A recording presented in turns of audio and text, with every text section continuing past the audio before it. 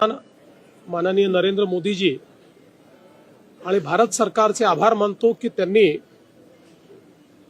युद्धामुळे जे काही तेलाचे भाव वाढले आहेत त्याचा इम्पॅक्ट हा सामान्य ग्राहकावर येऊ नये म्हणून प्रति लिटर पेट्रोल डिझेलवरची एक्साइज ड्युटी ही 10 रुपयांनी कमी केली आहे।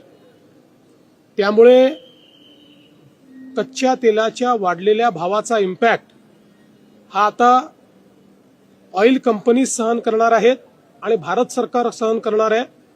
त्यामुळे सामान्य ग्राहकाला अधिकच्या दरात पेट्रोल डिझेल घ्यावं लागणार नाही।